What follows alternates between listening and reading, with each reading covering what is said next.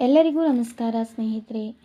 ಈ ವರ್ಷ 2026ರಲ್ಲಿ ಈ ವರ್ಷದ ಮೊದಲ ಸೂರ್ಯಗ್ರಹಣವು ಫಾಲ್ಗುಣಿ ಮಾಸದ ಅಮಾವಾಸ್ಯೆ ದಿನ ಅಂದರೆ ಫೆಬ್ರವರಿ 17ನೇ ತಾರೀಕು ಈ ಒಂದು ಕಂಕಣಾಕೃತಿ ಸೂರ್ಯಗ್ರಹಣವು ಸಂಭವಿಸುತ್ತಿದೆ.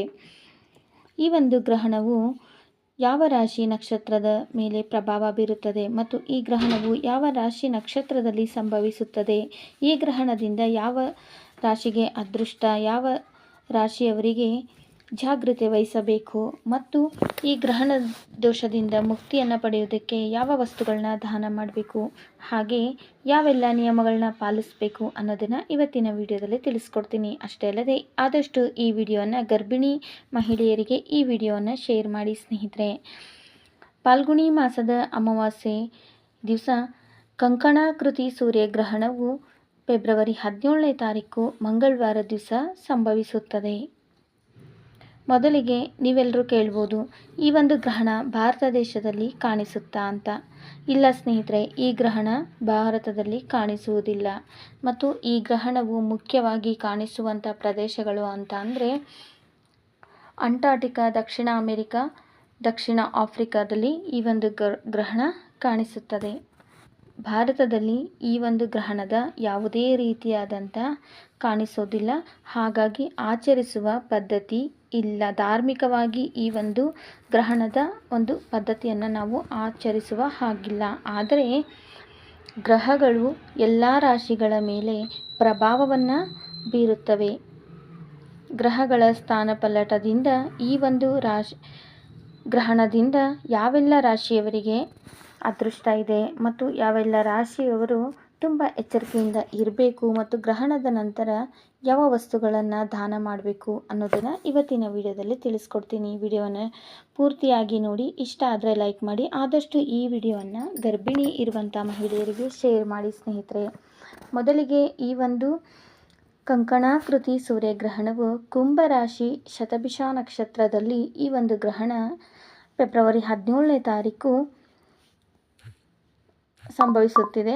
ಆದರೆ ಈ ಒಂದು ಗ್ರಹಣ ನಮ್ಮ ಭಾರತ ದೇಶದಲ್ಲಿ ಕಾಣದೇ ಇರುವುದರಿಂದ ಜ್ಯೋತಿಷ್ಯದ ಪ್ರಕಾರ ಯಾವುದೇ ರೀತಿಯಾದಂಥ ಆಚರಣೆಗಳು ಇರೋದಿಲ್ಲ. ಎಂದಿನಂತೆ ಅವತ್ತು ಪೂಜೆ ಪುನಸ್ಕಾರಗಳನ್ನು ನಾವು ಮಾಡ್ಬೋದು. ಯಾವುದೇ ರೀತಿಯಾದಂಥ ದೇವಸ್ಥಾನದ ಬಾಗಿಲನ್ನು ಸಹ ಈ ಒಂದು ಗ್ರಹಣದ ಸಮಯದಲ್ಲಿ ಮುಚ್ಚೋದಿಲ್ಲ. ಯಾಕಂತಂದರೆ ಈ ಒಂದು ಗ್ರಹಣವು ನಮ್ಮ ದೇಶದಲ್ಲಿ ಕಾಣಿಸೋದಿಲ್ಲ. ಹಾಗಾಗಿ ಈ ಒಂದು ಯಾವುದೇ ಆಚರಣೆ ನಾವು ಮಾಡೋ ಹಾಗಿಲ್ಲ ಅಂತ ಹೇಳ್ತಾರೆ. ಆದರೆ ಇಡೀ ಬ್ರಹ್ಮಾಂಡಕ್ಕೆ ಸೂರ್ಯ ಮತ್ತು ಚಂದ್ರ, ಒಬ್ಬನೇ ಸೂರ್ಯ ಒಬ್ಬನೇ ಚಂದ್ರ ಇರೋದ್ರಿಂದ ಈ ಗ್ರಹಣದಿಂದ ಎಲ್ಲ ಗ್ರಹಗಳು ಮತ್ತು ನಕ್ಷತ್ರಗಳು ರಾಶಿಗಳ ಮೇಲೆ ಪ್ರಭಾವ ಬೀರುತ್ತದೆ ಅಂತ ಅದೇ ಜ್ಯೋತಿಷ್ಯ ಹೇಳುತ್ತದೆ ಸ್ನೇಹಿತರೆ. ಹಾಗಾಗಿ ಈ ಗ್ರಹಣದಿಂದ ಅತ್ಯಂತ ಶುಭ ಫಲವನ್ನು ಪಡೆಯುವಂಥ ರಾಶಿಗಳು ಯಾವ್ಯಾವು ಮತ್ತು ಯಾವ ರಾಶಿಯವರು ಅತಿ ಎಚ್ಚರಿಕೆಯಿಂದ ಇರಬೇಕು ಮತ್ತು ಸಾಧಾರಣ ಫಲವನ್ನು ಪಡೆಯುವಂಥ ರಾಶಿಗಳು ಯಾವ್ಯಾವುದು ಅನ್ನೋದನ್ನು ತಿಳ್ಕೊಳ್ಳೋಣ ಬನ್ನಿ ಸ್ನೇಹಿತರೆ.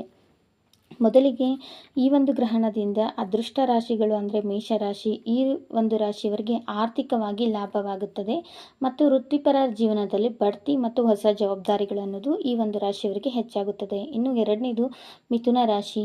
ಈ ಒಂದು ರಾಶಿಯವರಿಗೆ ಹೊಸ ಆದಾಯ ಮೂಲಗಳಿಂದ ಆರ್ಥಿಕ ಪರಿಸ್ಥಿತಿ ಸುಧಾರಣೆಯಾಗುತ್ತದೆ. ಇನ್ನು ಮೂರನೆಯ ರಾಶಿ ಬಂದು ತುಲಾರಾಶಿ.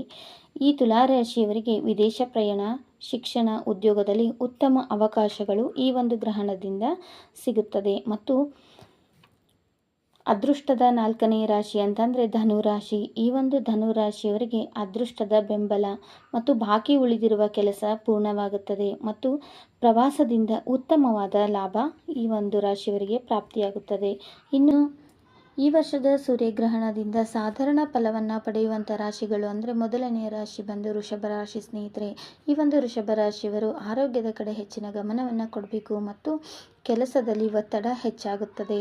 ಇನ್ನು ಎರಡನೇ ರಾಶಿ ಬಂದು ಸಿಂಹ ರಾಶಿ. ಈ ಸಿಂಹ ರಾಶಿಯವರಿಗೆ ಪಾಲುದಾರಿಕೆ ವ್ಯವಹಾರದಲ್ಲಿ ಇವರು ಅತಿ ಎಚ್ಚರಿಕೆಯಿಂದ ನಿರ್ವಹಿಸಬೇಕಾಗುತ್ತದೆ. ಇನ್ನು ವೃಶ್ಚಿಕ ರಾಶಿ. ಈ ಒಂದು ವೃಶ್ಚಿಕ ರಾಶಿಯವರು ವಾಹನ ಚಾಲನೆಯನ್ನು ಮಾಡಬೇಕಾದಾಗ ಜಾಗ್ರತೆಯಿಂದ ವಾಹನವನ್ನು ಚಾಲನೆ ಮಾಡಬೇಕಾಗುತ್ತದೆ ಮತ್ತು ಮನೆಯಲ್ಲಿ ಇವರಿಗೆ ಹೆಚ್ಚಿನ ಮನೆಯ ಜವಾಬ್ದಾರಿಗಳು ಹೆಚ್ಚಾಗುತ್ತದೆ. ಇನ್ನು ಕರ್ಕಾಟಕ ರಾಶಿ. ಈ ಒಂದು ಕರ್ಕಾಟಕ ರಾಶಿಯವರಿಗೆ ಈ ಒಂದು ಗ್ರಹಣದಿಂದ ಆರೋಗ್ಯದ ಬಗ್ಗೆ ಕಾಳಜಿ, ಅನಗತ್ಯ ವೆಚ್ಚಗಳು ಮತ್ತು ನಿದ್ರಾಹೀನತೆ ಅನ್ನೋದು ಈ ಒಂದು ಗ್ರಹಣದಿಂದ ಇವರಿಗೆ ಸ್ವಲ್ಪ ಕಾಡಾಟ ಇರುತ್ತದೆ ಸ್ನೇಹಿತರೆ. ಇನ್ನು ಅತಿ ಹೆಚ್ಚಾಗಿ ಜಾಗೃತೆಯನ್ನು ವಹಿಸಬೇಕಾದಂಥ ರಾಶಿಗಳು ಅಂತ ಅಂದರೆ ಮೊದಲನೆಯದು ಕನ್ಯಾ ರಾಶಿ. ಈ ಒಂದು ಕನ್ಯಾ ರಾಶಿಯವರಿಗೆ ಆರ್ಥಿಕ ನಷ್ಟ ಮತ್ತು ಕೆಲಸದಲ್ಲಿ ಅಡೆತಡೆಗಳು ಉಂಟಾಗುತ್ತದೆ. ಇನ್ನು ಮಕರ ರಾಶಿ. ಈ ಒಂದು ರಾಶಿಯವರಿಗೆ ಮಾತಿನ ಮೇಲೆ ನಿಗಾ ಇರಬೇಕು ಮತ್ತು ಎಲ್ಲ ಕೆಲಸ ಮತ್ತು ವಿಷಯಗಳಲ್ಲಿ ತಾಳ್ಮೆಯಿಂದ ಇವರು ವರ್ತಿಸಬೇಕಾಗುತ್ತದೆ ಸ್ನೇಹಿತರೆ. ಇನ್ನು ಕುಂಭರಾಶಿ. ಕುಂಭರಾಶಿಯಲ್ಲೇ ಗ್ರಹಣ ಇರೋದ್ರಿಂದ ಈ ರಾಶಿಯವರು ಅತಿ ಎಚ್ಚರಿಕೆಯಿಂದ ಇರಬೇಕಾಗುತ್ತದೆ. ಈ ಗ್ರಹಣದಿಂದ ಕುಂಭರಾಶಿಯವರ ಆರೋಗ್ಯದಲ್ಲಿ ಏರುಪೇರಾಗುವಂಥ ಸಾಧ್ಯತೆಗಳಿರುತ್ತದೆ ಮತ್ತು ಇವರು ಎಲ್ಲ ವಿಷಯಗಳಲ್ಲೂ ತಾಳ್ಮೆಯಿಂದ ವರ್ತಿಸಬೇಕಾಗುತ್ತದೆ ಸ್ನೇಹಿತರೆ. ಇನ್ನು ಅತಿ ಜಾಗೃತೆಯಿಂದ ಇರಬೇಕಾದಂಥ ರಾಶಿಗಳಲ್ಲಿ ಕೊನೆಯದಾಗಿ ಮೀನರಾಶಿ. ಈ ಮೀನರಾಶಿಯವರು ಸಹ ಈ ಒಂದು ಗ್ರಹಣದಿಂದ ಇವರ ಪ್ರಯಾಣದಲ್ಲಿ ಜಾಗೃತೆಯಾಗಿ ಇರಬೇಕಾಗುತ್ತದೆ ಮತ್ತು ಅನಗತ್ಯವಾದ ಖರ್ಚುಗಳು ಹೆಚ್ಚಾಗುತ್ತದೆ. ಇವರ ಆರೋಗ್ಯದ ಬಗ್ಗೆ ಇವರು ಕಾಳಜಿಯನ್ನು ವಹಿಸಬೇಕಾಗುತ್ತದೆ ಸ್ನೇಹಿತರೆ. ಇನ್ನು ಜ್ಯೋತಿಷ್ಶಾಸ್ತ್ರದ ಪ್ರಕಾರ ಈ ಒಂದು ಗ್ರಹಣವು ಭಾರತದಲ್ಲಿ ಗೋಚರಿಸದೇ ಇರುವುದರಿಂದ ಧಾರ್ಮಿಕ ಆಚರಣೆಯನ್ನು ನಾವು ಆಚರಿಸುವಂತಿಲ್ಲ. ಆದರೂ ಸಹ ಎಲ್ಲ 12 ರಾಶಿ 27 ನಕ್ಷತ್ರಗಳು ಮತ್ತು ಇವುಗಳ ಮೇಲೆ ಪ್ರಭಾವವನ್ನು ಬೀರೋದ್ರಿಂದ ಕೆಲವೊಂದಿಷ್ಟು ರಾಶಿ ನಕ್ಷತ್ರಗಳದವರು ಅಲ್ಲದೆ ಎಲ್ಲ ರಾಶಿ ನಕ್ಷತ್ರದವರು ಸಹ ಗ್ರಹಣ ಮುಗಿದ ನಂತರ ಈ ಒಂದು ದೇವಸ್ಥಾನಕ್ಕೆ ಹೋಗಿ ಸ್ನಾನವನ್ನು ಮಾಡಿ ನಂತರ ದೇವಸ್ಥಾನಕ್ಕೆ ಹೋಗಿ ಗೋಧಿ, ಬೆಲ್ಲ, ಎಳ್ಳು ಈ ರೀತಿಯಾದಂಥ ವಸ್ತುಗಳನ್ನು ನಾವು ದಾನವನ್ನಾಗಿ ಮಾಡಬೇಕಾಗುತ್ತದೆ ಸ್ನೇಹಿತರೆ. ಇನ್ನು ಮುಖ್ಯವಾಗಿ ಗ್ರಹಣದ ಒಂದು ದೋಷದಿಂದ ನಾವು ಮುಕ್ತರಾಗಬೇಕು ಅಂತಂದರೆ ಸ್ನಾನವನ್ನು ಮಾಡಿ ಆ ನಂತರ ಮನೆಯನ್ನೆಲ್ಲ ಶುದ್ಧೀಕರಿಸಿ ದೇವರ ಮನೆಯನ್ನು ಶುದ್ಧಿ ಮಾಡಿ ದೇವರ ಪೂಜೆಯನ್ನು ಮಾಡಬೇಕು ಅನ್ನೋದು ಧಾರ್ಮಿಕವಾದ ಒಂದು ಭಾವನೆ ಸ್ನೇಹಿತರೆ.